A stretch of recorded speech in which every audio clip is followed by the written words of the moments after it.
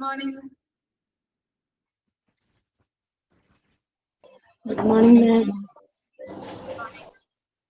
Good morning, ma'am. Good morning, ma'am. Good morning, ma'am.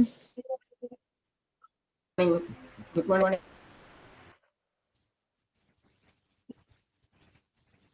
നമ്മള് കഴിഞ്ഞ ക്ലാസ്സിൽ പഠിച്ചത് മെറ്റീരിയൽസ് മാനേജ്മെന്റ് ആയിരുന്നു നമ്മുടെ ചാപ്റ്റർ. സ്റ്റാർട്ടിങ് ഉണ്ടായിരുന്നു പറഞ്ഞത് മെറ്റീരിയൽസ് മാനേജ്മെന്റ് എന്ന് പറഞ്ഞിട്ടുണ്ടെങ്കിൽ അതിനെ പറയുന്ന മറ്റൊരു പേര് എന്താണ്? Supportive management. Store management. Okay. അതുപോലെ തന്നെ മേജർ ഒബ്ജക്റ്റീവ്സ് എന്തായിരുന്നു? Major objectives Maximum profit,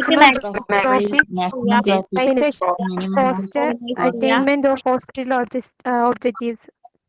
okay. മൂന്ന് കാര്യങ്ങളാണ് മേജർ ഒബ്ജക്റ്റീവ്സ് ആയിട്ട് വരുന്നത്. നമ്മൾ പഠിച്ചത് ഫങ്ഷൻസ് ഓഫ് മെറ്റീരിയൽസ് മാനേജ്മെന്റ് ആയിരുന്നു. അതിനുശേഷം different types of materials in hospital, different മെറ്റീരിയൽസിനെ കുറിച്ച് നമ്മൾ നോക്കി. നെക്സ്റ്റ് ഇമ്പോർട്ടന്റ് ആയിരുന്നു IMM. എന്തായിരുന്നു IMM എന്ന് പറഞ്ഞാല്? Expand Integrated material management. എന്തായിരുന്നു അതിൽ നടക്കുന്ന പ്രോസസ്സ്? എന്താണ് മെറ്റീരിയൽ ഇന്റഗ്രേറ്റഡ് മെറ്റീരിയൽസ് മാനേജ്മെന്റ് എന്ന് പറഞ്ഞാൽ? എന്തായിരുന്നു? മെറ്റീരിയൽ മാനേജ്മെന്റ് ഉപയോഗവുമായി ബന്ധപ്പെട്ട ഏകോപനവും അതുപോലെ തന്നെ ആവശ്യമായ സാധനങ്ങളെല്ലാം പർച്ചേസ് ചെയ്ത് അത് കറക്റ്റായി ഡയറക്റ്റായി എല്ലായിടത്തേക്കും എത്തിക്കുന്ന എല്ലാ ഡിപ്പാർട്ട്മെന്റിലേക്കും കറക്റ്റായി എത്തിക്കുന്ന രീതിയാണ് ഇന്റഗ്രേറ്റഡ് മാനേജ്മെന്റ് ഓഫ് മെറ്റീരിയൽസ് എന്ന് പറഞ്ഞത്. നമ്മൾ പഠിച്ചത് വാല്യൂ അനാലിസിസ്. ഇത്ര വരെയാണ് നമ്മൾ എടുത്ത് നിർത്തിയത് അല്ലെ? ഓക്കെ. ഇനി നെക്സ്റ്റ് ടോപ്പിക് തൊട്ട് സ്റ്റാർട്ട് ചെയ്യാം കേട്ടോ.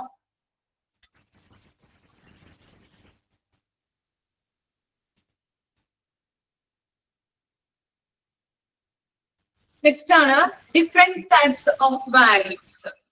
ഫസ്റ്റ് വൺ ആണ് functional value, exchange value, esteem value, cost value, scrap value. Last one is time value. First one നോക്കാം. Functional value. Relying on function, value changes. Functional value എന്ന് പറഞ്ഞാൽ എന്താണ്?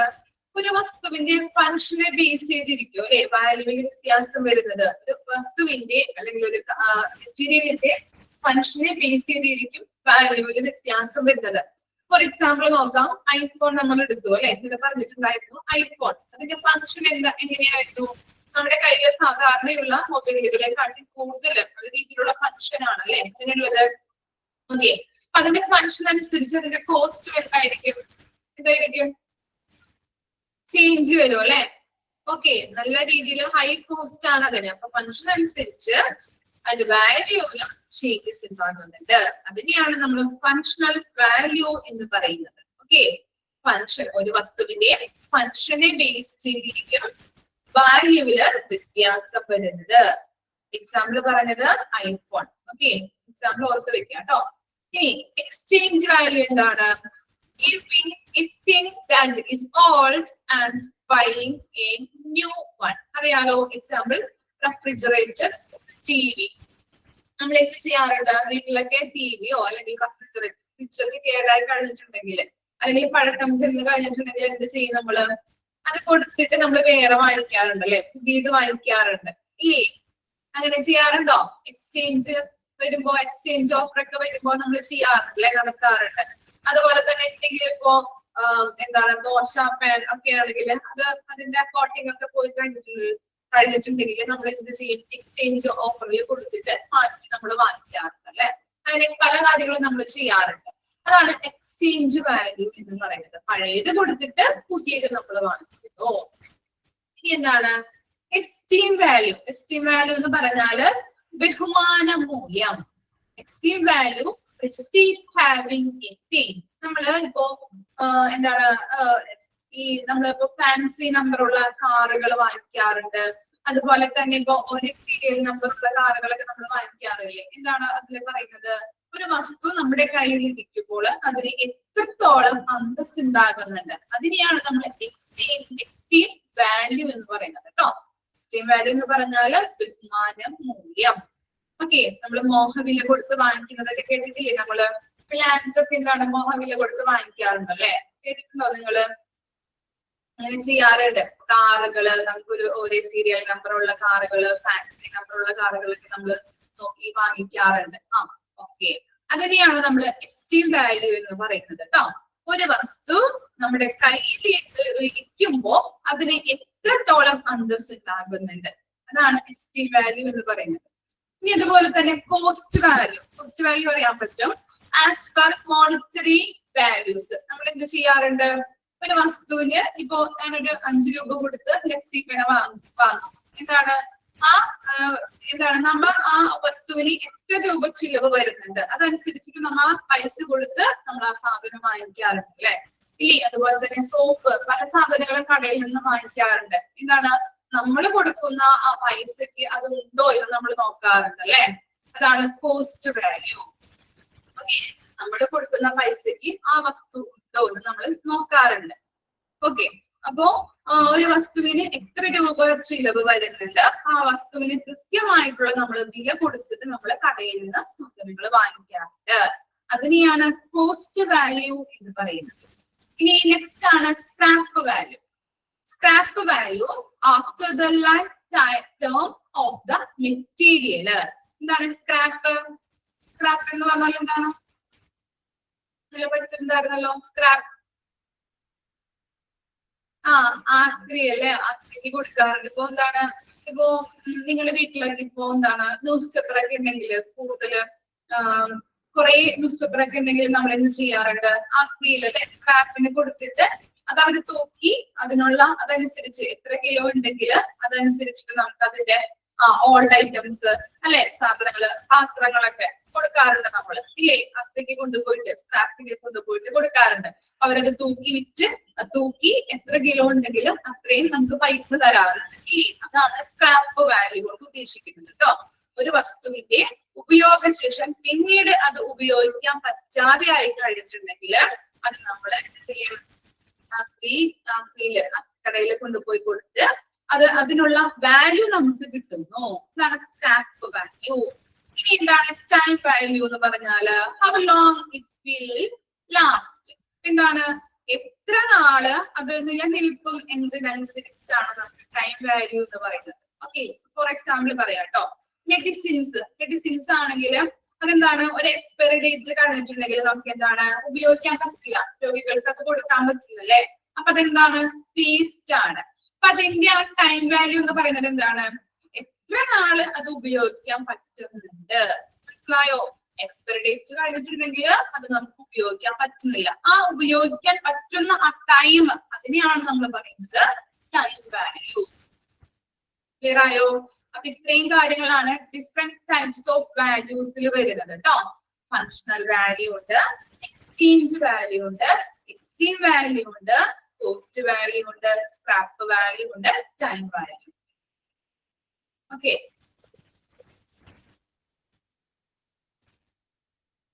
Next ആണ് purpose or aims in doing value analysis. First purpose ആണ് അല്ലെങ്കിൽ AIIMS ആണ് കേട്ടോ. Purpose അല്ലെങ്കിൽ എയിം എന്ന് ചോദിച്ചിട്ടുണ്ടെങ്കിൽ എഴുതേണ്ടതാണ് കേട്ടോ. മാർക്ക് ചെയ്ത് വെച്ച് പഠിക്കാം. പർപ്പസ് എന്ന് ചോദിച്ചാലും എയിം എന്ന് ചോദിച്ചാലും ഒന്ന് തന്നെയാണ്. ഫസ്റ്റ് വൺ ആണ് റിമൂവൽ ഓഫ് ആൻ ഐറ്റം. നമ്മൾ എന്ത് ചെയ്യാറുണ്ട്? പഴയ വസ്തുക്കള്, ഇപ്പൊ ടി വി, ഉദാഹരണം ടി വി എടുക്കാം. ടി വി നമ്മള് ഇപ്പൊ ഒരു പഴയ കാലത്തുള്ള ടി വി ആണെങ്കിൽ എങ്ങനെയായിരുന്നു? പഴയ കാലത്തുള്ള T V black and white, അതുപോലെ പിന്നെ അത് കളറിലേക്ക് വന്നു അല്ലെ? അതിന്റെ ഷേപ്പിനൊക്കെ വ്യത്യാസം ഉണ്ടായിരുന്നു അല്ലെ? ഇല്ലേ? അത് കഴിഞ്ഞിട്ട് എന്താണ് ഇപ്പോ LCD TV, LED TV ഒക്കെ വന്നു അല്ലെ? ഓക്കെ, അപ്പൊ പഴയ കാലത്തുള്ള ടി വി ആണെങ്കിൽ നമ്മൾ എന്ത് ചെയ്യും? ഇപ്പോ മോഡേൺ നമ്മുടെ എന്താണ് പറയുന്നത്, മോഡേൺ ആവുന്നതനുസരിച്ചിട്ട് അല്ലെ, കാലാകാലങ്ങളായിട്ട് മോഡേൺ ആവുന്നതനുസരിച്ച് നമ്മൾ പഴയത് മാറ്റിയിട്ട് പുതിയത് വാങ്ങിക്കാറില്ലേ? അത് തന്നെയാണ് ഇവിടെ പറയുന്നത്. പഴയ സാധനങ്ങള്, വസ്തുവിന്റെ മൂല്യം നോക്കി മനസ്സിലാക്കിയിട്ട് ആവശ്യമില്ലാത്ത വസ്തുക്കള് നമ്മൾ റിമൂവ് ചെയ്ത് കളയുന്നുണ്ട്. പഴയ ഒരു ടി വി ആണെങ്കിൽ ആ പഴയത് ചിലപ്പോ എന്താണ് ആളുകൾക്ക് പുതിയ ടി വി വാങ്ങിക്കുമ്പോൾ നമ്മുടെ വീട്ടിൽ ഒരു ആഗ്രഹമായിരിക്കും അല്ലെ, മക്കൾക്ക് ഒരു ആഗ്രഹമായിരിക്കും വാങ്ങിക്കാനായിട്ട്. അല്ലെങ്കിൽ നമ്മൾക്ക് ഒരു ആഗ്രഹം ഉണ്ടാവും, ആ ടി വി മാറ്റിയിട്ടൊന്ന് പുതിയത് വാങ്ങിക്കാൻ വരുന്നത്. അപ്പൊ എന്ത് ചെയ്യും, പഴയ ടി വി ചിലപ്പോ ചീത്തയായിട്ടുണ്ടാവില്ല. അതപ്പോ ഇല്ലാത്ത ചിലപ്പോ എന്താണ് അത് വാങ്ങിക്കാനായിട്ട് സാഹചര്യം ഇല്ലാത്തവരുടെ വീട്ടിലേക്ക് നമ്മൾ കൊടുക്കാറുണ്ട് അല്ലെ. അവർക്ക് കൊടുത്തുകൊണ്ട് പുതിയ സാധനം നമ്മൾ വാങ്ങിക്കും. മനസ്സിലായോ? ഓക്കെ. അല്ലെങ്കിൽ ഇപ്പോ ചീത്തയായി കഴിഞ്ഞിട്ടുണ്ടെങ്കിലാണ് പുതിയ ടി വി നമ്മൾ വാങ്ങിക്കാറ്. അപ്പൊ ചീത്തയായി കഴിഞ്ഞാൽ ചിലപ്പോ ആക്കി കൊടുത്തിട്ട് പുതിയ ടി വി നമ്മൾ വാങ്ങിക്കും.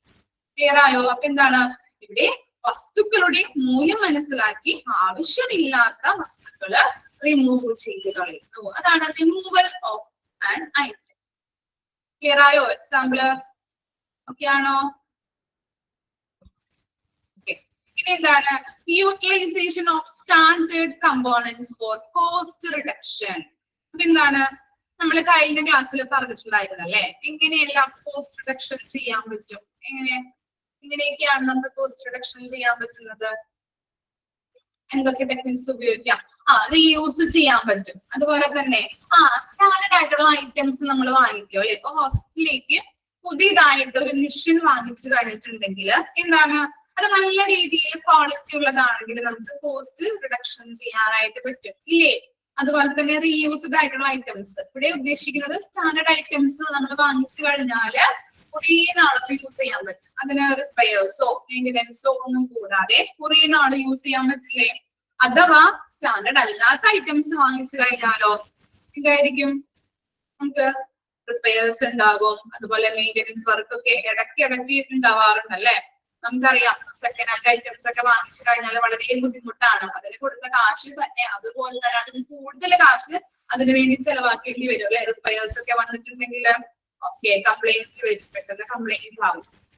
ഇവിടെ ഉദ്ദേശിക്കുന്നത് അപ്പൊ എന്താണ് പറയുന്നത്, സ്റ്റാൻഡേർഡ് ആയിട്ടുള്ള ഐറ്റംസ് വാങ്ങിച്ചു കഴിഞ്ഞിട്ടുണ്ടെങ്കിൽ നമുക്ക് കുറെ നാള് കോസ്റ്റ് റിഡക്ഷൻ ചെയ്ത് അല്ലെ, കോസ്റ്റ് നമുക്ക് വരാതെ നല്ല രീതിയിൽ ഉപയോഗിക്കാനായിട്ട് സാധിക്കുന്നുണ്ട്. ഇനി എന്താണ് inspection of all features of an item. ഇപ്പൊ നമ്മളൊരു കടയിൽ പോയിട്ട് നമ്മളൊരു സാധനം വാങ്ങിക്കുമ്പോൾ നിങ്ങൾ എന്തൊക്കെയാണ് നോക്കാറ്, ഐറ്റത്തിന് എന്തൊക്കെ നോക്കാറുണ്ട്, എന്തൊക്കെ നിങ്ങൾ നോക്കി വായിച്ച് മനസ്സിലാക്കാറുണ്ട്, ക്വാളിറ്റി എങ്ങനെയുള്ളതാണ് ഇല്ലേ. പിന്നെ എന്തൊക്കെയാണ്, ക്വാളിറ്റി മാത്രം നോക്കാറുള്ളോ, materials, price, expiry date, okay, components, പിന്നെ പ്രൈസ് നോക്കാറുണ്ട്. അങ്ങനെയുള്ള കാര്യങ്ങളൊക്കെ നമ്മൾ വായിച്ചു നോക്കി മനസ്സിലാക്കും അല്ലെ. അപ്പൊ ഇവിടെ പറയുന്നത് എന്താണ്, ഓരോ ഐറ്റം പർച്ചേസ് ചെയ്യുമ്പോഴും നമ്മൾ എല്ലാ ഫീച്ചേഴ്സും നോക്കണം അല്ലെ. എല്ലാ ഫീച്ചേഴ്സും നോക്കിയിട്ട് വേണം നമ്മൾ വാങ്ങിക്കാനായിട്ട്. ഇപ്പൊ കടയിൽ നിന്ന് ഒരു സാധനം വാങ്ങിച്ചു, അതിന്റെ എക്സ്പയറി ഡേറ്റ് നാളെ തീരുകയാണ്, അങ്ങനെയാണെങ്കിലോ നമുക്ക് എന്താണ് ഇപ്പോ എന്താണ് ഫുഡ് ഐറ്റംസ് ഒക്കെ ആണെങ്കിൽ ബുദ്ധിമുട്ടാണ് അല്ലെ. എക്സ്പയറി ഡേറ്റ് കഴിഞ്ഞ ഐറ്റംസ് ഒക്കെ വാങ്ങിച്ചു കഴിഞ്ഞിട്ടുണ്ടെങ്കിൽ അത് ബുദ്ധിമുട്ടാണ്. അപ്പൊ നമ്മൾ നോക്കുക, എല്ലാ ഐറ്റംസും ഇൻഫെക്ഷൻ ഉണ്ടാവാൻ സാധ്യതയുണ്ട്. ഓക്കെ, അപ്പൊ അതുകൊണ്ട് തന്നെ നമ്മൾ നോക്കുമ്പോ എന്ത് ചെയ്യണം, ഓരോ ഐറ്റംസ് നമ്മൾ വാങ്ങിക്കുമ്പോൾ ഹോസ്പിറ്റലിലേക്ക് ആയിട്ടുണ്ടെങ്കിൽ ഓരോ ഐറ്റംസ് ഡ്രഗുകളായാലും പല മെഡിസിൻസ് ആയാലും വാങ്ങിക്കുമ്പോൾ അതിന്റെ ക്വാളിറ്റി നോക്കാം, ക്വാണ്ടിറ്റി നോക്കാം, എക്സ്പയറി ഡേറ്റ് നോക്കാം. അങ്ങനെയുള്ള എല്ലാ ഫീച്ചേഴ്സും നോക്കിയിട്ട് വേണം വാങ്ങിക്കാനായിട്ട്. നെക്സ്റ്റ് നോക്കാം, inspection of cheaper quality materials for the advantage and use in an organisation. ഇനി നമ്മള് എന്താണ് പറയുന്നത്, ഒരു സ്ഥാപനത്തിന്റെ നേട്ടങ്ങൾക്കായിട്ടും അതുപോലെ തന്നെ വില കുറഞ്ഞ ഗുണനിലവാരമുള്ള വസ്തുക്കളുടെ പരിശോധന ഇതാണ് അവിടെ കൊടുത്തിരിക്കുന്നത് കേട്ടോ. എക്സാമ്പിൾ പറയാം, നമ്മുടെ സെയിം മെറ്റീരിയൽസ് തന്നെ വാങ്ങിക്കുമ്പോൾ ഒരു മെറ്റീരിയൽസ് ചുരിദാർ മെറ്റീരിയൽസ് ആണെങ്കിൽ നമ്മള് അല്ലെങ്കിൽ ഒരു പേന ആയിക്കോട്ടെ, എന്തെങ്കിലും ഒരു ഐറ്റംസ് നമ്മൾ വാങ്ങിക്കുമ്പോൾ ഒരു കടയിലേക്ക് കയറുമ്പോൾ ചിലപ്പോ ആ പേനയ്ക്ക് ചിലപ്പോ 5 രൂപയായിരിക്കും. മറ്റൊരു കടയിൽ കയറി നോക്കുമ്പോൾ ആ സെയിം ക്വാളിറ്റിയും അതുപോലെ തന്നെ സെയിം ആയിട്ടുള്ള പേന വാങ്ങിക്കുമ്പോൾ ആ കടയിൽ കയറി നോക്കിയപ്പോൾ ചിലപ്പോ 6 രൂപയായിരിക്കും. ഇനി വേറൊരു കടയിൽ കയറി നോക്കുമ്പോൾ അതിനൊരു 10 രൂപയായിരുന്നു. നിങ്ങള് ഏത് സെയിം പേന തന്നെയാണ് കേട്ടോ, സെയിം ഫീച്ചേഴ്സ് കാര്യങ്ങളൊക്കെ ഉള്ള പേന തന്നെയാണ്. അപ്പൊ നിങ്ങൾ ഏത് കടയിൽ നിന്നാ സാധനങ്ങൾ ആ ഐറ്റം വാങ്ങിക്കുന്നത്? ഏറ്റവും കുറഞ്ഞ അല്ലെ 5 രൂപയുടെ അല്ലെ, സെയിം തന്നെയാണ്, സെയിം ക്വാളിറ്റി ക്വാണ്ടിറ്റി, അതുപോലെ തന്നെ സെയിം റേറ്റ്, സെയിം എന്താണ് ഫീച്ചേഴ്സ്, എല്ലാ ഫീച്ചേഴ്സും അടങ്ങുന്നത്. അതുപോലെ തന്നെ എന്താണ് കോസ്റ്റ് കുറവ് അല്ലെ, നമ്മൾ ലാഭം നോക്കിയിട്ടല്ലേ നമുക്ക് എവിടെയാണോ ഈ കാശ് കിട്ടുന്നത് നമ്മൾ നോക്കാറുണ്ട് അല്ലെ. നിങ്ങൾ അയലമ്മമാരൊക്കെയാണല്ലേ, അപ്പൊ എല്ലാവരും നോക്കാറുണ്ട് നമ്മളൊരു സാധനം വാങ്ങിക്കുമ്പോൾ എവിടെ നിന്നാണ് നമുക്ക് ചിലവ് കുറഞ്ഞ് ക്വാളിറ്റി ഉള്ള ഐറ്റംസ് കിട്ടുന്നത് നോക്കാറുണ്ട് അല്ലെ. അവിടെ കയറിയാണ് നമ്മൾ സാധനങ്ങൾ വാങ്ങിക്കുന്നത്. അതുപോലെ തന്നെ നമ്മളൊരു മെറ്റീരിയൽസ് എടുക്കുമ്പോ എന്ത് ചെയ്യണം, നല്ല രീതിയിൽ നോക്കി ക്വാളിറ്റി ഉള്ളതും അതുപോലെ തന്നെ റേറ്റ് ചീപ്പർ റേറ്റിലുമുള്ള സാധനങ്ങൾ വേണം വാങ്ങിക്കാനായിട്ട്. എന്നാലേ നമുക്ക് എന്തുണ്ടാവുള്ളൂ, പ്രോഫിറ്റ് ഉണ്ടാക്കാനായിട്ട് പറ്റുള്ളൂ അല്ലേ. ഓക്കെ, പിന്നെ എന്താണ് inspection of alternative source and price in relation to the money to be spent and the realization of its worth into sports. ഇവിടെ പറയുന്നത് നമ്മളൊരു സാധനം വാങ്ങിക്കുന്നതിന് വേണ്ടിയിട്ട് ചിലവഴിക്കേണ്ടതായിട്ടുള്ള പണത്തിന്റെ സ്രോതസ് പരിശോധിക്കുകയും ഏത് സാധനമാണോ നമ്മൾ വാങ്ങുന്നത് അതിന്റെ യഥാർത്ഥ മൂല്യവും തിരിച്ചറിയണം. മനസ്സിലായോ? ഒരു സാധനം വാങ്ങിക്കുമ്പോൾ നമ്മൾ ചിലവഴിക്കേണ്ട ആ പണത്തിന്റെ സ്രോതസ് എവിടെ നിന്നാണെന്നുള്ളതും അതുപോലെ തന്നെ സാധനം നമ്മൾ വാങ്ങിക്കുമ്പോൾ ഏത് സാധനമാണോ നമ്മൾ വാങ്ങിക്കുന്നത് അതിന്റെ മൂല്യം, യഥാർത്ഥ മൂല്യം തിരിച്ചറിയുകയും വേണം. ഓക്കെ, ക്ലിയർ ആണോ? ജസ്റ്റ് ഒന്ന് വായിച്ചു നോക്കിയേ purpose and different types of values കേട്ടോ.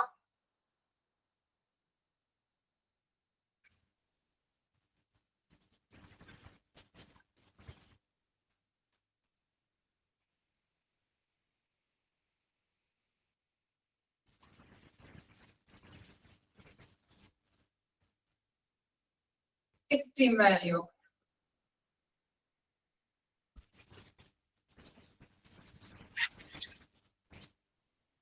Okay. Esteem value, prestige, having ethic. Esteem value എന്ന് പറഞ്ഞാല് ബഹുമാന മൂല്യം. Esteem value, esteem എന്ന് പറഞ്ഞാല് ബഹുമാന മൂല്യം എന്നാണ് പറയുന്നത്. അപ്പോ ഇവിടെ പറയുന്നത് ഒരു വസ്തു നമ്മുടെ കയ്യിലിരിക്കുമ്പോൾ അതിന്റെ അന്തസ്സ് എത്രത്തോളം ഉണ്ട് നോക്കുന്നതാണ് എസ്റ്റീം വാല്യൂ എന്ന് പറയുന്നത്.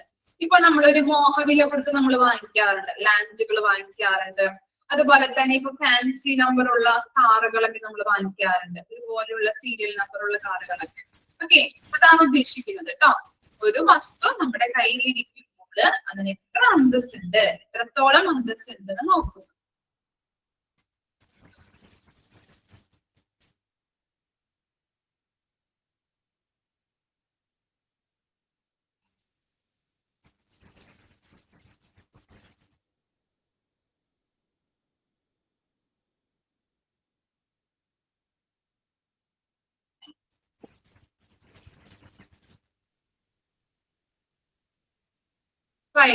ഓക്കെ, പർപ്പസ് എന്ന് പറഞ്ഞാല് ലാസ്റ്റ് അല്ലേ, inspection of alternative source and price in relation to the money to be spend and realization of its worth in due course. ഒരു സാധനം വാങ്ങിക്കുന്നതിന് വേണ്ടിയിട്ട് ചിലവഴിക്കേണ്ടതായിട്ടുള്ള പണത്തിന്റെ സ്രോതസ് എവിടെ നിന്നാണെന്നുള്ളത് പരിശോധിക്കുകയും ഏത് സാധനമാണോ നമ്മൾ വാങ്ങിക്കുന്നത് അതിന്റെ യഥാർത്ഥ മൂല്യം തിരിച്ചറിയുകയും വേണം.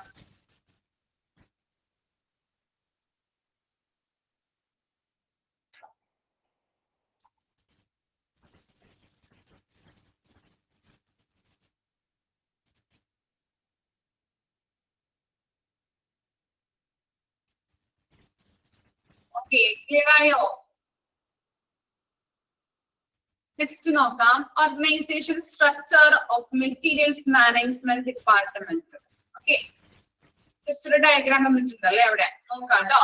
മെറ്റീരിയൽസ് മാനേജർ ആണ് ആര്, ഫസ്റ്റ് പൊസിഷനിൽ നിൽക്കുന്നത് അല്ലെ. നമുക്കറിയാം ഓരോ ഡിപ്പാർട്ട്മെന്റിന്റെയും സാധനങ്ങള് എന്തൊക്കെയാണ് വേണ്ടതെന്ന് ലിസ്റ്റ് ഇട്ട് അത് പർച്ചേസ് ചെയ്തുകൊണ്ട് അവർക്ക് റിസീവ് ചെയ്ത് കൊടുക്കുന്നതാണ് അല്ലെ, ഡിസ്ട്രിബ്യൂട്ട് ചെയ്ത് കൊടുക്കുന്ന ആളാണ് ആര്.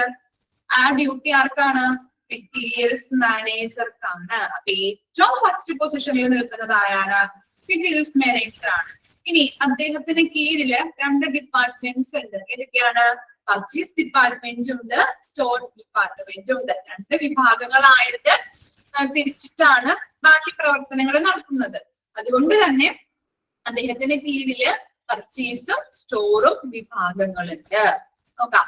ഇനി പർച്ചേസിംഗ് നോക്കിയേ. ആ ഫസ്റ്റ് പൊസിഷനില് പർച്ചേസ് എന്ന് കൊടുത്തിരിക്കുന്നതിന്റെ അവിടെ എന്താണ്? അവിടെ ഒരു മാനേജർ, പർച്ചേസ് മാനേജർ ഉണ്ട്.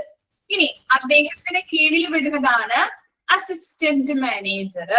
ഇനി അദ്ദേഹത്തിന് കീഴിൽ വരുന്നത് പർച്ചേസ് അസിസ്റ്റന്റ്. ഓക്കെ, ഇത്രയും കാര്യങ്ങളാണ് പർച്ചേസിൽ വരുന്നത്. ഫസ്റ്റ് പർച്ചേസ് മാനേജർ ഉണ്ടാവും. 2 വിഭാഗങ്ങളായിട്ട് തിരിഞ്ഞാണ് മറ്റു പ്രവർത്തനങ്ങൾ നടക്കുന്നത്. പർച്ചേസും ഉണ്ട്, സ്റ്റോർസും ഉണ്ട്. ഇനി പർച്ചേസ് ആവുമ്പോ പർച്ചേസിൽ ഫസ്റ്റ് പൊസിഷനിൽ നിൽക്കുന്നത് പർച്ചേസ് മാനേജർ ആണ്. അവിടെ മാനേജർ എന്ന് കൊടുത്തിട്ടില്ല, നിങ്ങളൊന്ന് മനസ്സിലാക്കാം കേട്ടോ. പർച്ചേസ് മാനേജർ ഉണ്ട്. അത് കഴിഞ്ഞിട്ട് അദ്ദേഹത്തിന് കീഴിൽ വരുന്നതാണ് അസിസ്റ്റന്റ് മാനേജർ. അവർക്ക് കീഴിൽ വരുന്നത് പർച്ചേസ് അസിസ്റ്റന്റ്. ഇനി സ്റ്റോർസിൽ നോക്കിയേ. സ്റ്റോർസ് മാനേജർ ആയിരിക്കും ഫസ്റ്റ് വരുന്നത്. അവർക്ക് കീഴിൽ വരുന്നത് അസിസ്റ്റന്റ് മാനേജർ. ലാസ്റ്റ് വൺ എന്താണ്? Store keeper. ഇത്രയും കാര്യങ്ങളാണ് ആ ഡയഗ്രാമിൽ കൊടുത്തിരിക്കുന്നത് കേട്ടോ. ക്ലിയർ ആണോ ഡയഗ്രാം?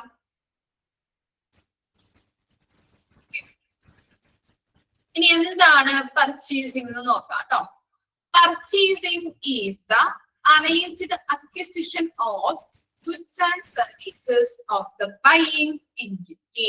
Okay, purchasing എന്ന് പറഞ്ഞാൽ എന്താണ്? ഒന്ന് അണ്ടർലൈൻ ചെയ്ത് വെച്ചേ. Is the arranged acquisition of goods and services for the buying entity. ഓർഗനൈസേഷനോ അല്ലെങ്കിൽ വാങ്ങുന്ന വ്യക്തിക്ക് ഗുഡ്സ് ആൻഡ് സർവീസസ് ഒരു ക്രമീകരിച്ച രീതിയിൽ ലഭ്യമാക്കി കൊടുക്കുന്നതിനെയാണ് പർച്ചേസിംഗ് എന്ന് പറയുന്നത്. നോക്കാം, ഒന്നുകൂടിയും പറയാം. ഓർഗനൈസേഷനോ അല്ലെങ്കിൽ സാധനം വാങ്ങുന്ന വ്യക്തിക്കോ ഗുഡ്സ് ആൻഡ് സർവീസസ് ഒരു ക്രമീകരിച്ച രീതിയിൽ ലഭ്യമാക്കി കൊടുക്കുന്നതിനെയാണ് പർച്ചേസിംഗ് എന്ന് പറയുന്നത്. ക്ലിയർ ആയോ? എന്താണ് പർച്ചേസിംഗ് എന്നത്? ഫസ്റ്റ് പോയിന്റ് ആണ് പറഞ്ഞത് കേട്ടോ. ഓർഗനൈസേഷനോ അല്ലെങ്കിൽ വാങ്ങുന്ന വ്യക്തിക്കോ ഗുഡ്സ് ആൻഡ് സർവീസസ് ഒരു ക്രമീകരിച്ച രീതിയിൽ ലഭ്യമാക്കി കൊടുക്കുന്നു.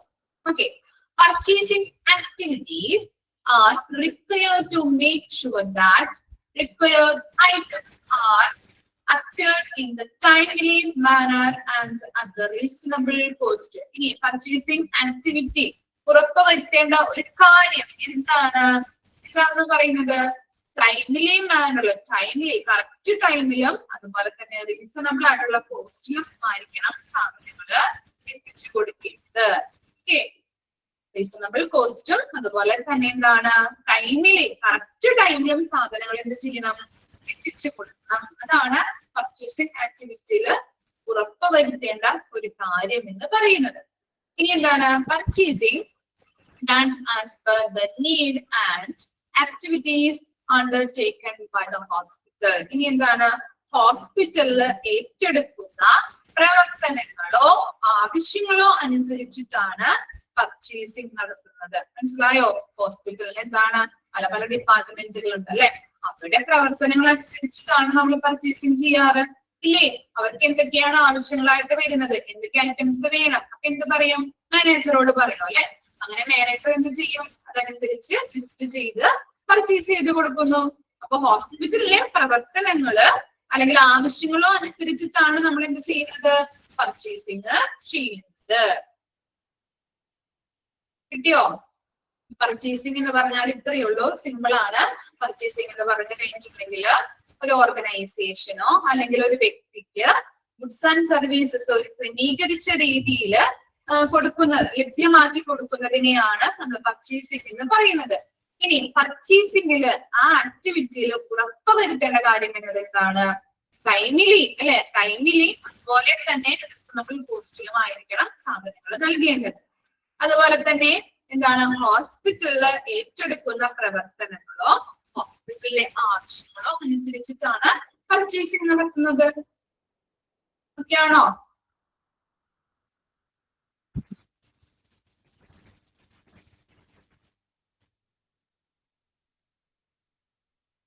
നെക്സ്റ്റ് നോക്കാം objectives of purchasing department. Okay, നമ്മള് മാർക്കറ്റിംഗില് 4 P's ഓഫ് മാർക്കറ്റിംഗ് പഠിച്ചതായിട്ട് ഓർക്കുന്നുണ്ടോ നിങ്ങള്?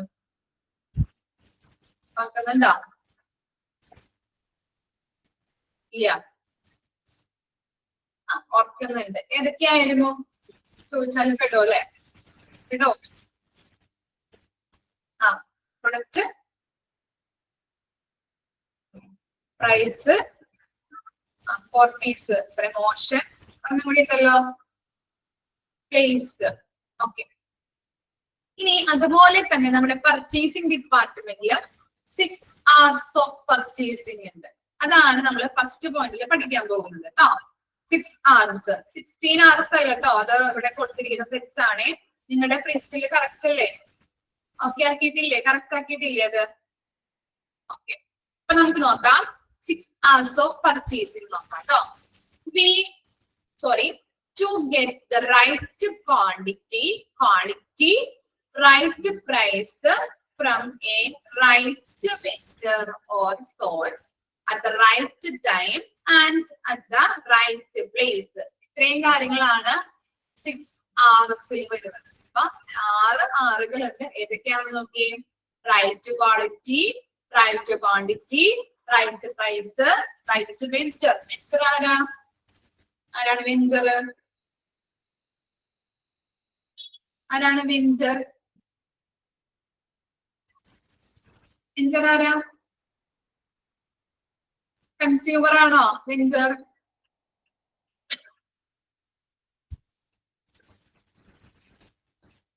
ഓക്കെ, വസ്തു വിൽക്കുന്ന ആള് ട്ടോ, കച്ചവടക്കാരൻ. കച്ചവടക്കാരനെയാണ് നമ്മള് വെഞ്ചർ എന്ന് പറയുന്നത് കേട്ടോ. Right vendor, producer. Okay, vendor, right vendor, കച്ചവടക്കാരൻ ട്ടോ, വിൽക്കുന്ന ആള്. ഓക്കെ, വിൽക്കുന്ന ആള് കച്ചവടക്കാരൻ. കൊടുക്കുന്ന വ്യക്തി. ഓക്കെ, അതിനെയാണ് നമ്മൾ കച്ചവടക്കാരൻ അല്ല സപ്ലയർ എന്ന് പറയുന്നത്. ഓക്കെ, ആ ആളെയാണ് നമ്മൾ വെഞ്ചർ എന്ന് പറയുന്നത്. അപ്പൊ 6 hours എന്തൊക്കെയാ വരുന്നത്? Right quality, right quantity, right price, right vendor, right time and last one right place. ഇത്രയും കാര്യങ്ങളാണ് 6 hours ഉൾപ്പെടുന്നത് കേട്ടോ. ഇനി ഇത്രയും കാര്യങ്ങൾ ജസ്റ്റ് ഒന്ന് അടിയിൽ അണ്ടർലൈൻ ചെയ്ത് വെക്കുക. ഇനി other objective include keeping the constant flow of material and to guarantee high productivity. ഇനി എന്താണ് അതർ ഒബ്ജക്റ്റീവ് എന്ന് പറയുന്നത്? പർച്ചേസിംഗ് ഡിപ്പാർട്ട്മെന്റിന്റെ അതർ ഒബ്ജക്റ്റീവ് എന്ന് പറയുന്നത് എന്താണ്? സ്ഥിരമായിട്ടുള്ള എന്ത് വേണം? ഫ്ലോ ഓഫ് മെറ്റീരിയൽ അല്ലെ, ഒഴുക്ക്. ഒഴുക്ക് എന്ന് പറയാം. നിരന്തരമായ മെറ്റീരിയൽസിന്റെ ഒഴുക്ക് വേണോ അല്ലെ പർച്ചേസിംഗിന് അല്ലെ? പർച്ചേസിംഗ് ഡിപ്പാർട്ട്മെന്റിന് ഇപ്പൊ ഒരു ഹോസ്പിറ്റലുമായിട്ട് ബന്ധപ്പെട്ട് പറയുകയാണെങ്കിൽ മെഡിസിൻ എന്താണ്? നമ്മളിപ്പോ ഫാർമസിയിൽ കൊണ്ടുപോയിട്ട് ക്രമീകരിച്ച് വെക്കുന്നു. അത് പേഷ്യൻസിന്റെ ആവശ്യമനുസരണം നമ്മൾ എന്ത് ചെയ്യും? ഡിസ്ട്രിബ്യൂട്ട് ചെയ്യും. ഇനി അതുപോലെ തന്നെ നമ്മൾ അത് പർച്ചേസ് ചെയ്തില്ല എന്നുണ്ടെങ്കിൽ എന്താണ്? പേഷ്യൻസിന് കൊടുക്കുന്നതനുസരിച്ച് നമ്മൾ എന്ത് ചെയ്യണം? പർച്ചേസ് ചെയ്യണം അല്ലെ? തീരുന്നതനുസരിച്ചിട്ട് എന്ത് ചെയ്യണം? അത് ക്രമീകരിച്ച് വെക്കണം. എന്നാലേ അടുത്ത പേഷ്യന്റ് വരുമ്പോൾ നമുക്ക് കൊടുക്കാൻ പറ്റുള്ളൂ ഇല്ലേ? അപ്പൊ എന്താണ് അതിന്റെ ഒബ്ജക്റ്റീവ്? പർച്ചേസിംഗ് ഡിപ്പാർട്ട്മെന്റിന്റെ ഒബ്ജക്റ്റീവ് എന്ന് പറഞ്ഞാല് കോൺസ്റ്റന്റ് ഫ്ലോ ഓഫ് മെറ്റീരിയൽസ് ആണ്. മെറ്റീരിയൽസിന്റെ നിരന്തരമായ ഒഴുക്ക്. ക്ലിയർ ആയോ? അതുപോലെ തന്നെ എന്താണ്? To guarantee higher productivity. Okay, higher productivity, ഉൽപാദനക്ഷമത ഉറപ്പുവരുത്തുകയും വേണം. ഇത്രയും കാര്യങ്ങളാണ് ഒബ്ജക്റ്റീവിൽ വരുന്നത്. Flow of materials, constant flow of materials, സ്ഥിരമായിട്ടുള്ള വസ്തുക്കളുടെ മെറ്റീരിയൽസിന്റെ ഒഴുക്കും അതുപോലെ തന്നെ ഹയർ പ്രൊഡക്ടിവിറ്റി. ഓക്കെ, ഇനി നെക്സ്റ്റ് ആണ് venture evaluation is performed relying on quantity rating and delivery rating. ഇനി വെഞ്ചർ എന്താണ്? കച്ചവടക്കാരനെ നമുക്ക് എങ്ങനെ ഇവാലുവേറ്റ് ചെയ്യാൻ പറ്റും? എങ്ങനെ വിലയിരുത്താൻ പറ്റും? അയാളുടെ എങ്ങനെയുള്ള പെർഫോമൻസ് ആയിരിക്കണം? എന്താണ്? ക്വാളിറ്റിയില് അല്ലെ, നല്ല രീതിയിൽ ക്വാളിറ്റിയോട് കൂടിയിട്ടും അതുപോലെ ഡെലിവറി റേറ്റിംഗും അല്ലെ, നല്ല രീതിയിൽ കൃത്യമായിട്ടുള്ള സമയത്ത് നമ്മള് കൊടുക്കണം. ഗുണമേന്മയുള്ളതും അതുപോലെ തന്നെ കൃത്യമായിട്ടുള്ള ടൈമിലും എത്തിച്ചു കൊടുക്കണം. Vendor has to be trustworthy. Trustworthy ആരാ? എന്താണ് മീനിങ് ട്രസ്റ്റ് വർത്തി എന്ന് പറഞ്ഞാല്? ട്രസ്റ്റ് വർത്തി ട്രസ്റ്റ് വർത്തി വിശ്വസ്തത അല്ലെ, വിശ്വസിക്കാൻ പറ്റുന്ന ആള് ആയിരിക്കണം അല്ലെ. അല്ലെങ്കിൽ എന്താണ്? അല്ലെങ്കിൽ എന്ത് പറ്റും? വിശ്വസിക്കാൻ കൊള്ളൂല എന്നൊക്കെ പറയാറുണ്ടല്ലേ നമ്മള്. ചില ആളുകളൊക്കെ വിശ്വസിക്കാൻ പറ്റില്ല എന്ന് പറയാറുണ്ടല്ലേ. ചീറ്റിംഗ് അല്ലെ, ചീറ്റിംഗ് നടത്താനായിട്ട് സാധ്യതയുണ്ട്. അതുകൊണ്ടാണ് പറയുന്നത് വെണ്ടർ എന്ന് പറയുന്ന വ്യക്തി, കച്ചവടക്കാരൻ, നമുക്ക് വിശ്വസിക്കാൻ പറ്റുന്ന ആളായിരിക്കണം. Hospitals will have an approved list of vendors. എല്ലാ ഹോസ്പിറ്റലും എന്തുണ്ടാവും? അവർക്ക് സപ്ലൈസിന്റെ ലിസ്റ്റ് ഉണ്ടാവും. ഓരോ മെറ്റീരിയൽസുമായിട്ട് ബന്ധപ്പെട്ട് മെഡിസിൻസ്, പല മെറ്റീരിയൽസുമായിട്ട് ബന്ധപ്പെട്ടൊക്കെ എന്തുണ്ടാവും?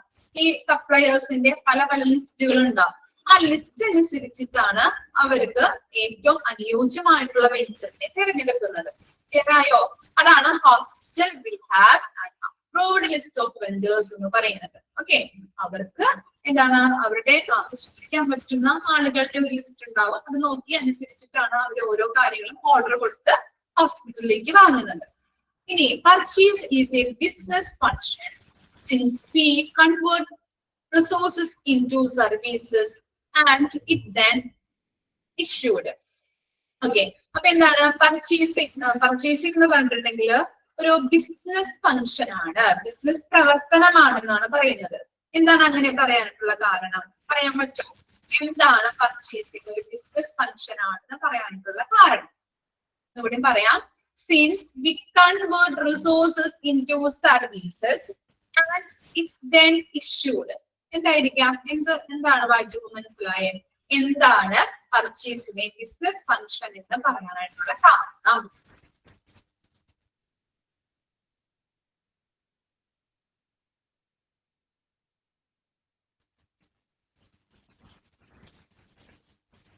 എന്തായിരിക്കാം?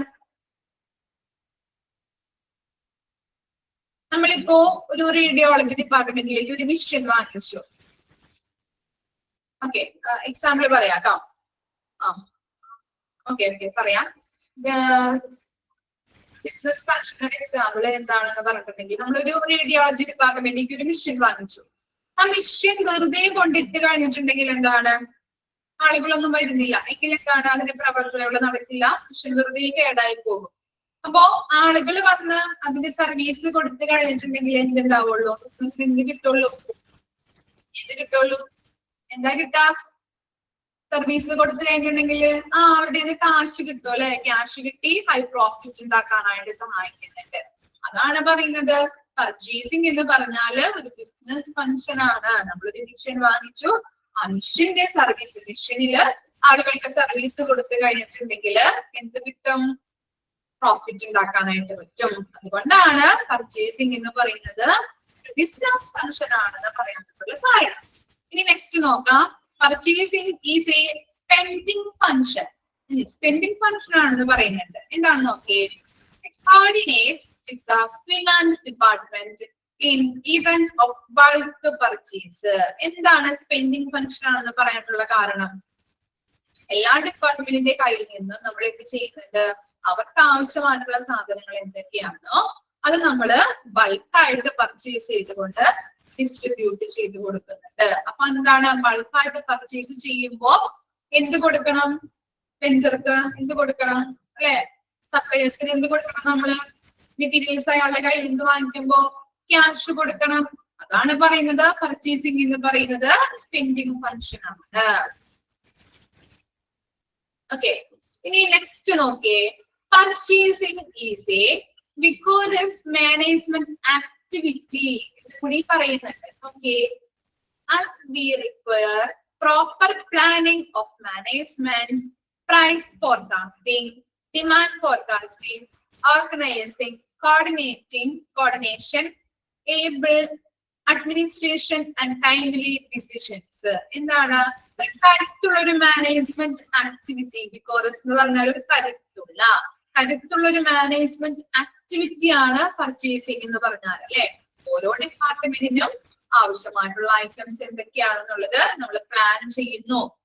അതിനനുസരിച്ച് നമ്മൾ ഫോർകാസ്റ്റ് ചെയ്ത് അല്ലെ കണ്ട് ഓരോ കാര്യങ്ങളും നമ്മൾ ഓർഗനൈസ് ചെയ്തുകൊണ്ട് എല്ലാ കാര്യങ്ങളും കോർഡിനേറ്റ് ചെയ്ത് എല്ലാ ഡിപ്പാർട്ട്മെന്റിനെയും കോർഡിനേറ്റ് ചെയ്തുകൊണ്ടാണ് നമ്മൾ അവർക്ക് ആവശ്യമായിട്ടുള്ള സാധനങ്ങള് വാങ്ങിച്ചു കൊടുക്കുന്നത് അല്ലെ. ടൈംലി വാങ്ങിച്ചു കൊടുക്കുന്നത്, ടൈംലി ഒരു ഡിസിഷൻ എടുത്ത് എല്ലാ കാര്യങ്ങളും കോർഡിനേറ്റ് ചെയ്തുകൊണ്ടാണ് ഓരോരുത്തർക്കും ആവശ്യമായിട്ടുള്ള ഐറ്റംസ് നമ്മൾ ഡിസ്ട്രിബ്യൂട്ട് ചെയ്ത് കൊടുക്കുന്നത്. അതുകൊണ്ട് തന്നെ എന്താണ് ഒരു കരുത്തുള്ള ഒരു മാനേജ്മെന്റ് ആക്ടിവിറ്റി എന്നും കൂടി പർച്ചേസിനെ പറയുന്നുണ്ട്. ക്ലിയർ ആയോ? പർച്ചേസിംഗ് എന്ന് പറഞ്ഞാൽ ഒരു ബിസിനസ് ഫംഗ്ഷൻ ആണ്, അതുപോലെ തന്നെ സ്പെൻഡിങ് ഫംഗ്ഷൻ ആണ്, ബിക്കോസ് മാനേജ്മെന്റ് ആക്ടിവിറ്റി കൂടിയാണ്. ഇനി അതുപോലെ തന്നെ എന്താണ് purchasing of hospitals vary according to the size and activities of the hospital. സൈസും ആക്ടിവിറ്റീസ് ഹോസ്പിറ്റലിന്റെ സൈസ് ചെറുതുമുണ്ടാവാം വലുതുമുണ്ടാവാം അല്ലെ. അപ്പൊ അങ്ങനെയുള്ള ഹോസ്പിറ്റലിന്റെ വലിപ്പങ്ങൾ അനുസരിച്ചും അവിടെ നടക്കുന്ന പ്രവർത്തനങ്ങൾ അനുസരിച്ചുമാണ് നമ്മള് പർച്ചേസിംഗ് നടത്തുന്നത്. ക്ലിയർ ആയോ? ജസ്റ്റ് ഒന്ന് വായിച്ചു നോക്കി, വായിച്ചു നോക്കാട്ടോ. എന്തെങ്കിലും ഡൗട്ട് ഉണ്ടെങ്കിൽ ചോദിച്ചോളൂ.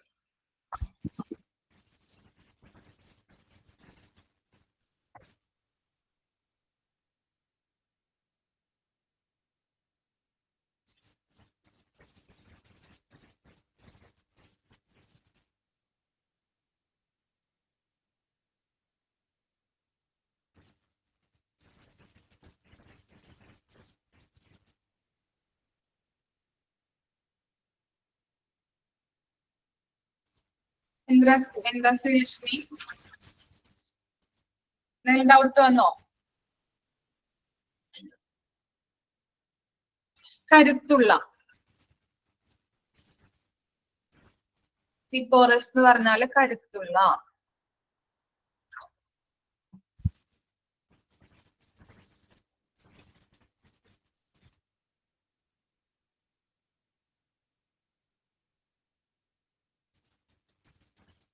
സംശയം വന്നോ? പറഞ്ഞുതരാട്ടോ, 1 മിനിറ്റ്.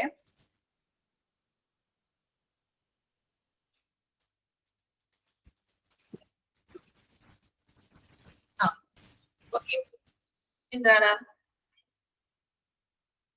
സ്പെൻഡിങ് ഫംഗ്ഷൻ അല്ലെ. പർച്ചേസിംഗ് എന്ന് പറഞ്ഞാല് സ്പെൻഡിങ് ഫംഗ്ഷൻ ആണെന്ന് പറയുന്നത് അല്ലെ. Okay, purchasing is a spending function and it coordinates with all the finance department in event of bulk purchase. എന്താണ് മനസ്സിലാവാത്തത്? സ്പെൻഡിങ് ഫംഗ്ഷൻ എന്ന് പറഞ്ഞിട്ടുണ്ടെങ്കിൽ എന്താണ് പർച്ചേസിംഗ് ചെയ്യുന്നത് എന്തിനു വേണ്ടിയിട്ടാണ്? നമുക്കറിയാം ഹോസ്പിറ്റലിന് പല ഡിപ്പാർട്ട്മെന്റ് ഉണ്ട്. പല ഡിപ്പാർട്ട്മെന്റിനും ആവശ്യമായിട്ടുള്ള സാധനങ്ങള് അവർക്ക് എന്ത് ചെയ്ത് കൊടുക്കുന്നത്? അവരാരും സെപ്പറേറ്റ് ആയിട്ടുള്ള വാങ്ങിക്കുന്നത് അല്ലെ. പർച്ചേസ് മാനേജറോട് പറഞ്ഞ് ആ മാനേജർ എന്ത് ചെയ്യുന്നുണ്ട്? ഓരോ ഡിപ്പാർട്ട്മെന്റിനും വേണ്ട ഐറ്റംസ് ലിസ്റ്റുകൾ തയ്യാറാക്കി ബൾക്കായിട്ട് പർച്ചേസ് ചെയ്തുകൊണ്ട് ഓരോരുത്തർക്കും വേണ്ട ഐറ്റംസ് ഡിസ്ട്രിബ്യൂട്ട് ചെയ്താണ് കൊടുക്കുന്നത്. അതുകൊണ്ടാണ് പറയുന്നത് അതൊരു സ്പെൻഡിങ് ഫംഗ്ഷൻ ആണെന്ന്. ഇനി ബൾക്കായിട്ട് പർച്ചേസ് ചെയ്യുമ്പോ എന്ത് കൊടുക്കണം? സപ്ലയർക്ക് എന്താ കൊടുക്കേണ്ടത്? ക്യാഷ് കൊടുക്കണം. അതുകൊണ്ടാണ് പറയുന്നത് സ്പെൻഡിങ് ഫംഗ്ഷൻ ആണെന്ന്. ഓക്കെ,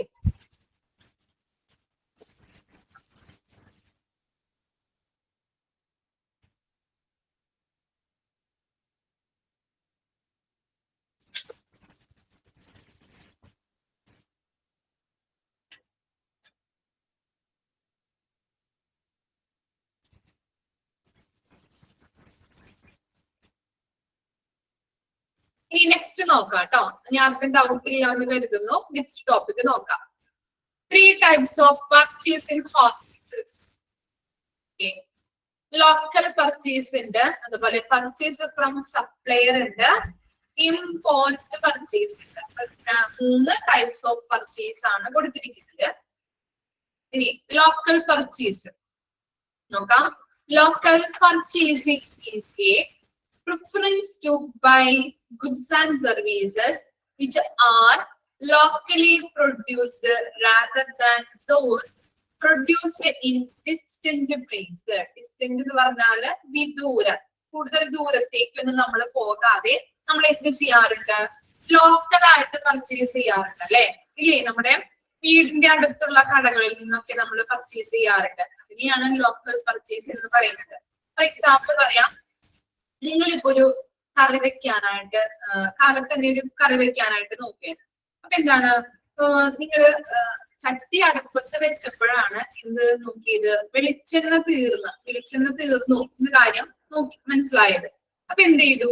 നിങ്ങള് പോയി സൂപ്പർ മാർക്കറ്റിൽ പോയി വാങ്ങിക്കുമ്പോ അവിടെയാണോ പോയി വാങ്ങിക്കാറ്? അല്ലെങ്കിൽ എന്ത് ചെയ്യാറുണ്ട്? ഇങ്ങനെ പെട്ടെന്ന് സാധനങ്ങൾ തീരുമ്പോ വീടിന് അടുത്തുള്ള കടയിൽ പോയി വാങ്ങിക്കോ അല്ലെ? പെട്ടെന്ന് നമുക്ക് കറി ഉണ്ടാക്കാം. ഇപ്പൊ ചിലപ്പോ ഹസ്ബൻഡ് ഉച്ചയ്ക്ക് ഫുഡ് കഴിക്കാൻ വരും. അങ്ങനെയാണെങ്കിൽ എന്താണ്, പെട്ടെന്ന് നമുക്ക് കറി ഉണ്ടാക്കണം അല്ലെ? ആ കറി ഉണ്ടാക്കാനായിട്ട് നിങ്ങള് സ്ഥിരം പോയി വാങ്ങിക്കുന്ന സൂപ്പർ മാർക്കറ്റിലൊക്കെ പോയി വാങ്ങിക്കാനായിട്ട് നേരിയ നമുക്ക്. അപ്പൊ എന്ത് ചെയ്യും? തൊട്ടടുത്തുള്ള കടയിൽ നിന്ന് പോയി വാങ്ങിക്കും നമ്മള്, ഇല്ലേ? അങ്ങനെയാണ് ചെയ്യാറ് അല്ലെ? അതാണ് ലോക്കൽ പർച്ചേസ് എന്ന് പറയുന്നത്.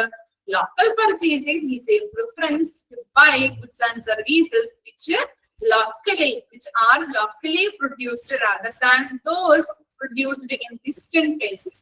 ദൂര സ്ഥലത്ത് നിന്നും വാങ്ങിക്കാതെ നമ്മുടെ ലോക്കൽ ആയിട്ടുള്ള വീടിന്റെ അടുത്തുള്ള കടകളിലേക്ക് പോയിട്ട് നമ്മൾ സാധനങ്ങൾ പർച്ചേസ് ചെയ്യുന്നു.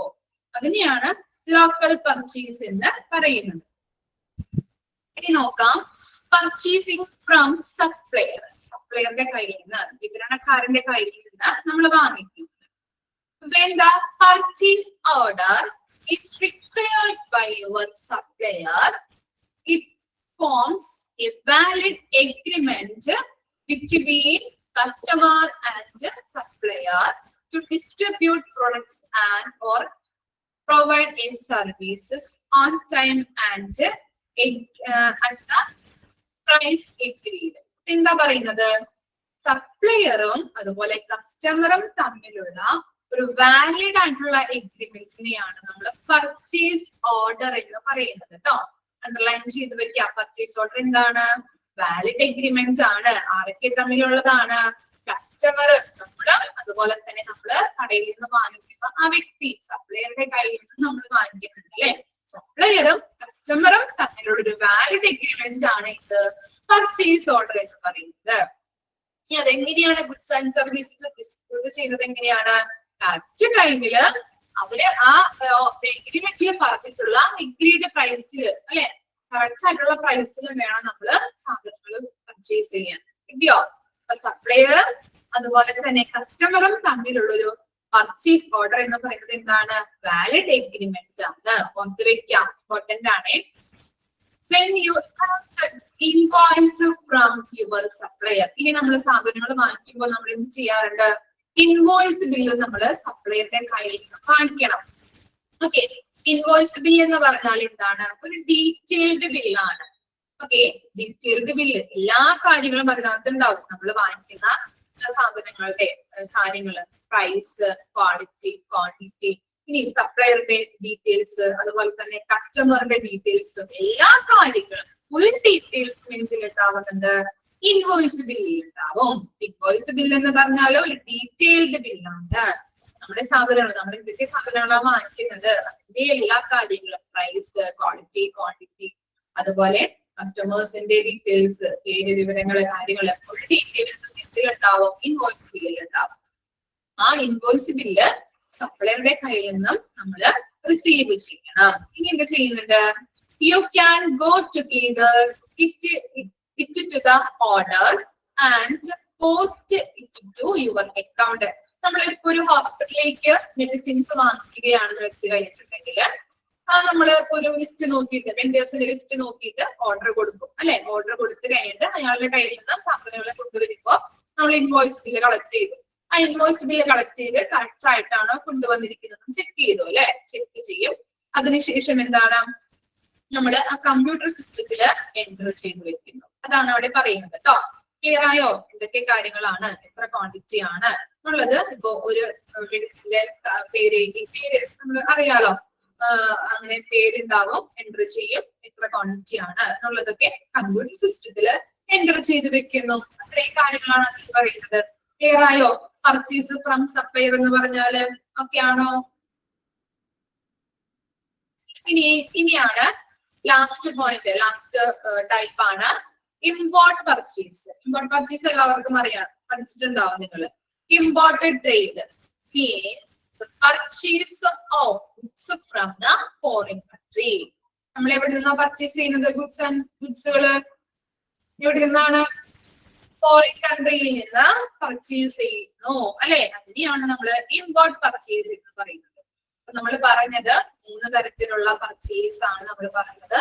ലോക്കൽ പർച്ചേസ് ഉണ്ട്, പർച്ചേസ് ഫ്രം സപ്ലയർ ഉണ്ട്, ഇമ്പോർട്ട് പർച്ചേസ് ഉണ്ട്. ലോക്കൽ പർച്ചേസ് എന്ന് പറഞ്ഞാൽ നമ്മുടെ വീടിനടുത്തുള്ള കടകളിൽ നിന്ന് വാങ്ങിക്കുന്നത്. ഓക്കെ, ആ എക്സാമ്പിൾ ഒന്ന് ഓർത്ത് വെക്കാം. അതുപോലെ തന്നെ പർച്ചേസ് ഫ്രം സപ്ലയർ, സപ്ലയറുടെ കയ്യിൽ നിന്ന് നമ്മൾ വാങ്ങിക്കുമ്പോൾ അങ്ങനെ ഒരു വാലിഡിറ്റി ഇവന്റ് ഉണ്ട്, അതിനെയാണ് പർച്ചേസ് ഓർഡർ എന്ന് പറയുന്നത്. അതുപോലെ തന്നെ അത് കറക്റ്റ് ആയിട്ടും കറക്റ്റ് അതിൽ പറഞ്ഞിരിക്കുന്ന പ്രൈസിൽ വേണം നമുക്ക് ഡിസ്ട്രിബ്യൂട്ട് ചെയ്യാനായിട്ട്. അതുപോലെ തന്നെ സപ്ലയർ സാധനങ്ങൾ നമ്മളെ കയ്യിൽ കൊണ്ടു തരുമ്പോൾ എന്ത് ചെയ്യണം? ഇൻവോയ്സ് ബിൽ നമ്മൾ കളക്ട് ചെയ്യണം. ഓക്കെ, ഇൻവോയ്സ് ബിൽ എന്ന് പറഞ്ഞാൽ ഡീറ്റെയിൽഡ് ബില്ലാണ്. എല്ലാ ഡീറ്റെയിൽസും അതിനകത്ത് ഉണ്ടാവും. നമ്മുടെ കസ്റ്റമറിന്റെ പേര്, വിവരങ്ങള്, ഡീറ്റെയിൽസുകള്, അതുപോലെ ഏതൊക്കെ സാധനങ്ങളാണ് നമ്മൾ ഓർഡർ ചെയ്തിരിക്കുന്നത്, അതിന്റെ ഫുൾ ഡീറ്റെയിൽസ്, പ്രൈസ്, ക്വാണ്ടിറ്റി, അങ്ങനെയുള്ള എല്ലാ ഡീറ്റെയിൽസും ആ ഇൻവോയ്സ് ബില്ലിൽ ഉണ്ടാവും. സപ്ലയറുടെ കയ്യിൽ നിന്ന് അത് നമ്മൾ കളക്ട് ചെയ്യുകയും അത് ഓർഡർ നമ്മൾ ചെക്ക് ചെയ്യുക, കറക്റ്റ് ആണോ, കറക്റ്റ് ക്വാണ്ടിറ്റിയിലാണോ. നമ്മൾ ചിലപ്പോ 8 എണ്ണം പറഞ്ഞ് ചിലപ്പോ 7 എണ്ണം കൊണ്ടുവന്നിട്ടുണ്ടാവാം. അങ്ങനെയുള്ള ഓർഡേഴ്സ് കറക്റ്റ് ക്വാണ്ടിറ്റി ആണോ എന്നുള്ളത് ചെക്ക് ചെയ്തു നമ്മുടെ അക്കൗണ്ടില് അത് റെക്കോർഡ് ചെയ്ത് വെച്ചു. ഇതാണ് പർച്ചേസ് ഫ്രം സപ്ലയർ എന്ന് പറഞ്ഞാല്. ഇനി ഇമ്പോർട്ട് പർച്ചേസ് എന്ന് പറഞ്ഞാൽ എന്താണ്? ഫോറിൻ കൺട്രീസിൽ നിന്ന് ഗുഡ്സുകൾ നമ്മൾ ഇമ്പോർട്ട് ചെയ്യുന്നത്. ഓക്കെ, വാങ്ങിക്കുന്നത് കേട്ടോ. ക്ലിയർ ആയില്ലേ? വായിച്ചു നോക്കിയൊന്ന്.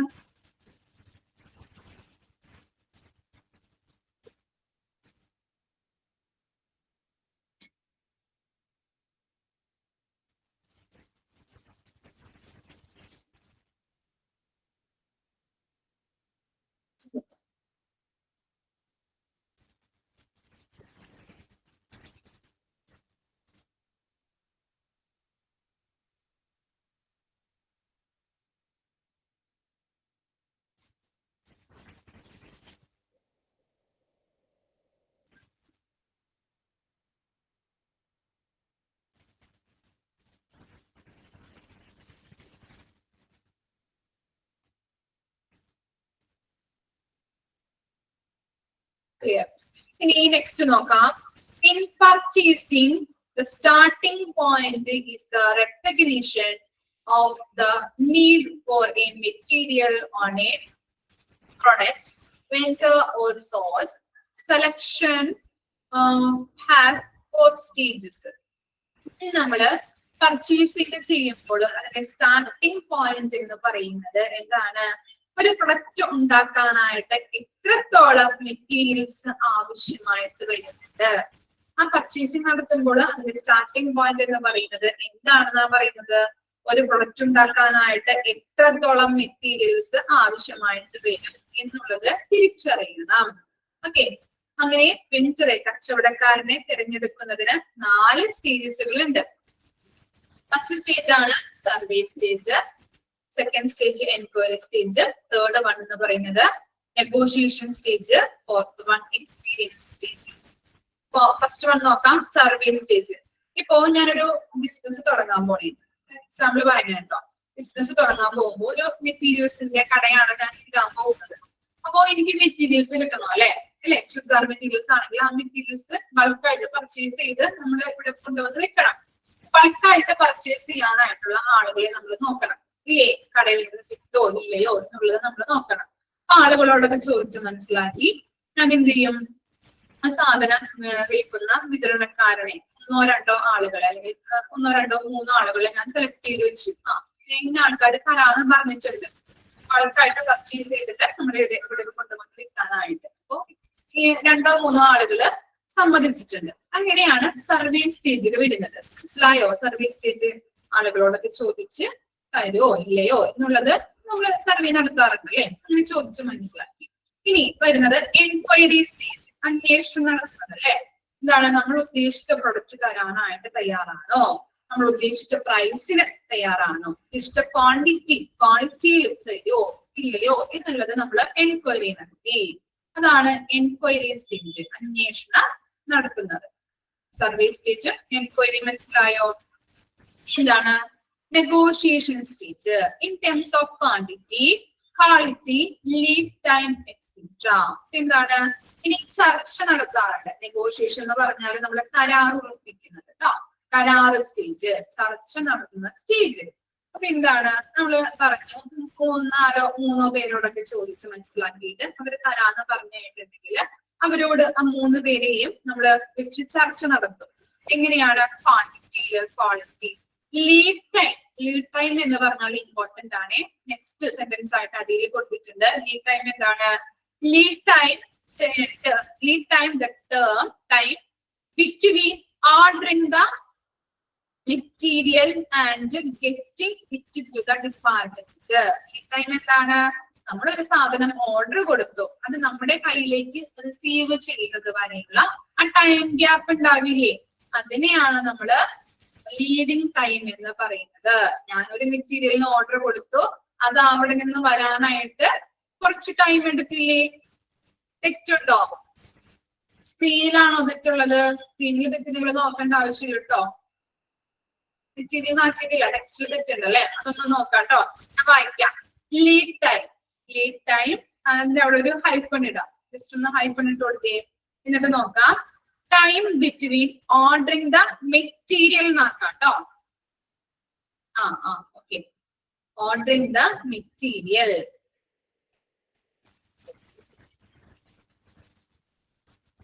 ordering the material and get it to the department. Department DP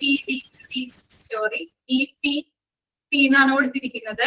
DEP എന്നാണ് ഡിപ്പാർട്ട്മെന്റിന്റെ ഷോർട്ട് ഫോം ആണ് കേട്ടോ. അങ്ങനെ തന്നെ നിങ്ങൾ നോക്കിയാൽ മതി. ഓക്കെ, വേണമെങ്കിൽ എഴുതി വെച്ചോളൂ ഡിപ്പാർട്ട്മെന്റ് എന്നുള്ളത് കേട്ടോ, അറിയാത്തത്. അങ്ങനെയാണ് ടെക്സ്റ്റിൽ കൊടുത്തിരിക്കുന്നത്. ഓക്കെ, അപ്പൊ അങ്ങനെ മതിയെങ്കിൽ മതി. ഡിപ്പാർട്ട്മെന്റിന്റെ ഷോർട്ട് ഫോം ആണ്. ഇത് നിങ്ങളൊന്ന് ജസ്റ്റ് ഐഡന്റിഫൈ ചെയ്ത് വെക്കാട്ടോ, തിരിച്ചറിഞ്ഞാൽ മതി ഡിപ്പാർട്ട്മെന്റ് ആണ് എന്നുള്ളത്. അല്ലെങ്കിൽ അറിയാത്തവരാണെങ്കിൽ അവിടെ ജസ്റ്റ് ഒന്ന് എഴുതി വെക്കാം ഡിപ്പാർട്ട്മെന്റ് എന്നുള്ളത് കേട്ടോ. ഓക്കെ, അപ്പൊ ലീഡ് ടൈം എന്താണ്? The time between ordering the material and getting it to the department. Correct ആയോ? കിട്ടിയോ? സ്പെല്ലിംഗ് മിസ്റ്റേക്ക് ഒക്കെ കറക്റ്റ് ചെയ്തോ? ഓക്കെ, അപ്പൊ എന്താണ് ലീഡ് ടൈം എന്ന് പറഞ്ഞാല്? ഞാനൊരു സാധനം ഓർഡർ ചെയ്തു. ആ ഓർഡർ ചെയ്തിട്ട് അന്ന് മുതല് നമ്മുടെ കയ്യിലേക്ക് കിട്ടുന്നത് വരെയുള്ള ടൈം ഗ്യാപ്പ് ഉണ്ടാവില്ലേ, അതിനെയാണ് നമ്മൾ ലീഡ് ടൈം എന്ന് പറയുന്നത്. കിട്ടിയോ? മനസ്സിലായോ എന്താണ് ലീഡ് ടൈം എന്ന്? അങ്ങനെയുള്ള ലീഡ് ടൈം, ക്വാളിറ്റി, ക്വാണ്ടിറ്റി, ഇതിനെ കുറിച്ചൊക്കെ നമ്മൾ എന്ത് ചെയ്യും? ചർച്ച നടത്തും. അപ്പൊ ഏതെങ്കിലും ഒരാൾക്ക് 3 പേരുടെ ചർച്ച നടത്തും.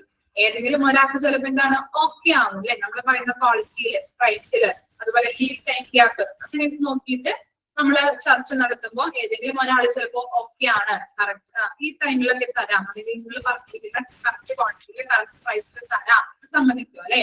അതാണ് നെഗോഷിയേഷൻ സ്റ്റേജ്, ചർച്ച, കരാറ് വെക്കുന്ന സ്റ്റേജ്. കിട്ടിയോ? ഇനി എന്താണ് ലാസ്റ്റ് സ്റ്റേജ്? എന്താണ്? Experience stage. ഇങ്ങനെ നമ്മൾ അന്വേഷിച്ചു, സർവേ നടത്തി, എൻക്വയറി നടത്തി, നെഗോഷിയേഷൻ സ്റ്റേജ് ഒക്കെ കഴിഞ്ഞ് നമുക്ക് എന്താണ് കറക്റ്റ് ആയിട്ട് നമുക്ക് തരാം എന്നുള്ളൊരു ആളങ്ങനെ പറയുമ്പോ, സപ്ലയർ കറക്റ്റ് ആയിട്ട് തരാം, നിങ്ങൾ പറഞ്ഞിരിക്കുന്ന വിലയ്ക്ക് ഞാൻ തരാം എന്ന് പറയുമ്പോ എന്താണ് എന്ത് എക്സ്പീരിയൻസ് ആ കിട്ടുന്നത്? എന്താ അനുഭവം ഉണ്ടാവുന്നത്? സാറ്റിസ്ഫാക്ഷൻ ഉണ്ടാവോ? സന്തോഷം ഉണ്ടാവോ? നമുക്ക് ഉണ്ടാവും. അത് തന്നെയാണ് എക്സ്പീരിയൻസ് സ്റ്റേജ്. നല്ലൊരു അനുഭവമാണ് അല്ലെ നമുക്ക് കിട്ടുന്നത്. അതാണ് എക്സ്പീരിയൻസ് സ്റ്റേജ് എന്ന് പറയുന്നത്. 4 തരത്തിലുള്ള സ്റ്റേജസ് ആണ് നമ്മൾ പഠിച്ചത്. എൻട്രി സെലക്ട് ചെയ്യുമ്പോൾ 4 തരത്തിലുള്ള സ്റ്റേജസ് ആണ്. ആദ്യം സർവേ ചെയ്യും, അന്വേഷണം നടത്തും, ചർച്ച വയ്ക്കും, എക്സ്പീരിയൻസ് സ്റ്റേജ്. ക്ലിയർ ആയോ? ഇനി ലാസ്റ്റ് ഒരു സെന്റൻസ് കൂടി പറഞ്ഞിട്ട് നമുക്ക് ഫൈൻഡ് അപ്പ് ചെയ്യാം കേട്ടോ. പർച്ചേസിംഗ് ഡിപ്പാർട്ട്മെന്റ് ഈസ്, അവിടെ ഹാവ് ഡ്യൂട്ടി എന്നാണ് കേട്ടോ. ഡ്യൂട്ടിഫുൾ എന്നാണ് കൊടുത്തിരിക്കുന്നത്. കറക്റ്റ് ആണോ നിങ്ങളുടെ? Purchasing department have duty to spend money. എങ്ങനെയൊക്കെയാണ് പർച്ചേസിംഗ് ഡിപ്പാർട്ട്മെന്റ് മണി സ്പെൻഡ് ചെയ്യുന്നത്? Judicially, objectively, honestly and effectively. Judicially എന്ന് പറഞ്ഞാല് വിവേകപൂർണമായി. വിവേകപൂർണമായും ഒബ്ജക്റ്റീവ്ലി മീൻസ് വസ്തുനിഷ്ഠതയോടെ, അല്ലെ, വസ്തുനിഷ്ഠമായിട്ടും ഹോണസ്റ്റി സത്യസന്ധതയോടും ഇഫക്റ്റീവ് ഫലപ്രദമായിട്ട് വേണം മണി സ്പെൻഡ് ചെയ്യാനായിട്ട്. അതാണ് പർച്ചേസിംഗ് ഡിപ്പാർട്ട്മെന്റ് എങ്ങനെയാണ് അല്ലെങ്കിൽ എങ്ങനെ വേണം മണി സ്പെൻഡ് ചെയ്യാൻ എന്നുള്ളത്. ജുഡീഷ്യലി ആയിട്ട് വേണം, ഒബ്ജക്റ്റീവ്ലി, ഹോണസ്റ്റിലി, അതുപോലെ തന്നെ എന്താണ് ഇഫക്റ്റീവ്ലി. ഓക്കെ, ജുഡീഷ്യലി മീൻസ് വിവേകപൂർണമായിട്ട്, വസ്തുനിഷ്ഠമായിട്ടും, അതുപോലെ സത്യസന്ധമായിട്ടും, പിന്നെ ഇഫക്റ്റീവ്ലി എന്ന് പറഞ്ഞാൽ എന്താണ്, ഫലപ്രദമായിട്ട് വേണം ചെയ്യാനായിട്ട്. ജുഡീഷ്യലി എന്ന് പറഞ്ഞാല് വിവേകപൂർണമായി, വിവേകപൂർണമായി. ഒബ്ജക്റ്റീവ്ലി എന്ന് പറഞ്ഞാല് വസ്തുനിഷ്ഠമായി, വസ്തുനിഷ്ഠമായി. ഹോണസ്റ്റിലി എന്ന് പറഞ്ഞാൽ എന്താണ്, സത്യസന്ധമായും.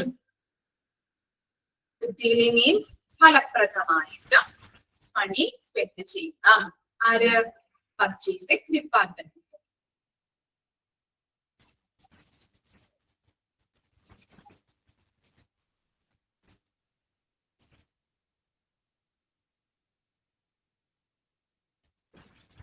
ക്ലിയർ ആയോ? ഓക്കെ ആണോ ഇത്രയും വരെ എടുത്തത്? ക്ലിയർ അല്ല? അപ്പൊ ഇത്രയും വരെയും വായിച്ച് പഠിച്ചിട്ട് വരാം കേട്ടോ. Okay, thank you.